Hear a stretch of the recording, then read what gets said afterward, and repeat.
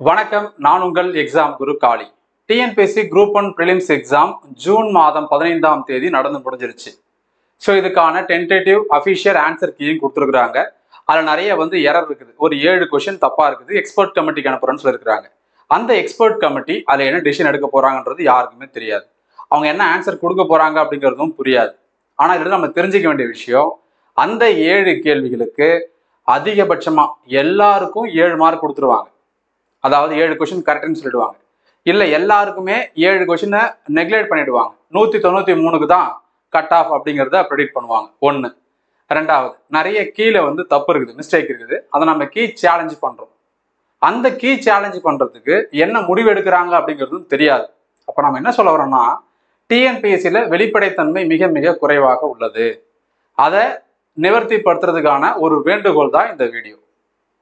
So அந்த key சேலஞ்சுக்கு நம்ம challenge பண்ணுறோம் இல்லையா, அதுக்கு சரியான ஆன்சர் கொடுக்குறாங்களா, இல்லை தப்பான ஆன்சர், நீங்கள் சொன்னது தப்புன்னு சொல்கிறாங்க, இல்லை நான் சொன்னது சரின்னு சொல்கிறாங்க, அப்படி இல்லைன்னா அதுக்கு இதுதான் ஆன்சர், நாங்கள் எதுவும் மாற்றலை அப்படின்னு சொல்கிறாங்களா? எதுவுமே கிடையாது. இதெல்லாம் எப்போ தெரிய வரும்? எக்ஸாம் ப்ரிலிம்ஸு மெயின்ஸு போஸ்டிங் போட்டதுக்கு அப்புறம் தான் அதுக்கான ஆன்சர் கீயே கொடுக்குறாங்க. அதாவது ப்ரிலிம்ஸ்க்கான answer key, final answer key. அதுக்கப்புறம் தெரிஞ்சா என்ன, தெரியலனா என்ன, அது ஒரு பக்கம். இன்னொரு சைடு இதுக்கான ரிசல்ட் எப்போ வரும் அப்படின்னு பார்த்தீங்கன்னா, 50 வேலை நாட்களுக்குள்ளார ரிசல்ட் கொடுப்போம்னு டிஎன்பிஎஸ்சியோட சேர்மன் சொல்லியிருக்கிறார். அப்போ 50 வேலை நாட்கள் இதை வச்சு பார்க்கும்பொழுது தோராயமா ஆகஸ்ட் மாதம் இறுதியில அல்லது செப்டம்பர் மாசத்தினுடைய முதல் வாரத்துக்குள்ளார இந்த குரூப் 1 ப்ரிலிம்ஸ்க்கான ரிசல்ட்டை எதிர்பார்க்கலாம். இந்த நேரத்தில் டிஎன்பிஎஸ்சி கிட்ட வேண்டுகோளா நம்ம வைக்கிறது, நம்ம மாணவர்கள் அனைவரும் நீங்க யூடியூப்லயோ அல்லது ஃபேஸ்புக்ல, ட்விட்டர்ல, எந்த சமூக வலைதளங்கள்லையும், இன்ஸ்டாகிராம்ல எல்லாத்தையும், குறிப்பாக நம்ம ட்விட்டர்ல, we want TNPSC Group 1 cutoff, we want TNPSC Group 1 marks, இந்த 2 டேகை நம்ம ஷேர் பண்ணணும், ட்ரெண்ட் பண்ணணும். எதுக்காக அப்படின்னா, இப்போ குரூப் 4 எக்ஸாம் நடந்து முடியுதுப்பா, அல்லது குரூப் 2 எக்ஸாம் நடக்குதுன்னு வச்சுக்கோங்க. முன்னாடி எல்லாம் ப்ராப்பராக என்ன பண்ணுவாங்கன்னா, நம்பர்ஸ் என்னென்ன மார்க் எடுத்தோம் அப்படிங்கிறது குரூப் 4ல கொடுக்குறாங்க, இப்பயும் கொடுக்குறாங்க, குரூப் 2ல மெயின்ஸ்ல கொடுக்குறாங்க. நாம என்ன கேட்குறோம் அப்படின்னா, இந்த குரூப் 1 ப்ரிலிம்ஸ் நடந்து முடிஞ்சிருக்கு இல்லையா, இதுல என்னோட மார்க், நான் காளிச்சரண், நான் குரூப் 1 எக்ஸாம் எழுதியிருக்கிறேன், 137 கேள்விகள் சரியா இருக்குது 193க்கு. அப்ப இந்த அஃபிஷியல் ஆன்சர் கீக்கு நான் செக் பண்ணி பார்க்கும்போது எனக்கு இந்த கொஸ்டின்ஸ் கரெக்ட்னு வருது. அதே மார்க் இதுலயும் வருதா இல்லையா, இல்ல கீ சேலஞ்ச் பண்ணல ஏதாவது சேஞ்ச் ஆகுதா இல்லையா அப்படின்னு நான் என்னோட மார்க்கை தெரிஞ்சுக்கணும், எனக்கான உரிமை இருக்குது. சரிங்களா? அதே போல இப்ப நான் போன முறை 136 போட்டேன், ஆனா கட் ஆஃப் என்னன்னு தெரியல. ஒருத்தர் 144, நான் பிசி கமிட்டியில வரேன், 144 போட்ட பிசிக்கு கிடைக்கல.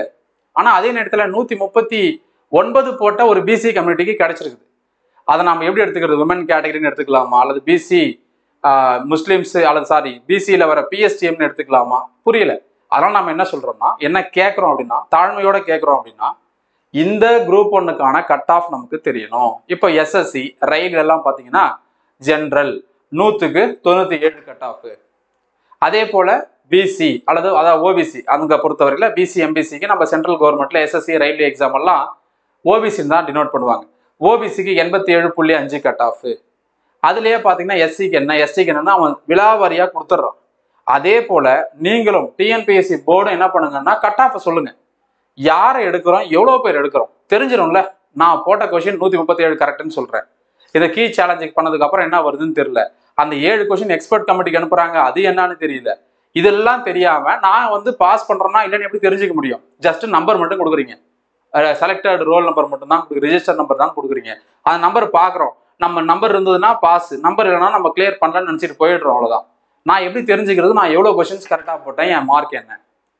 அதே போல எந்த மார்க் வரைக்கும், இப்ப பிசி கம்யூனிட்டியில எவ்வளவு மார்க் வரைக்கும் எடுத்திருக்கீங்க, அதே பிசியில ஜென்ரல்ல வரக்கூடிய மென்ல பிஎஸ்டிஎம் வச்சிருக்கீங்க, எவ்வளவு பேர் எடுத்திருக்கீங்க, அதே பிசியில விமன் எத்தனை பேர் எடுத்திருக்கீங்க, அதே பிசி விமனுக்கு பிஎஸ்டிஎம்ல கட் ஆஃப் என்ன?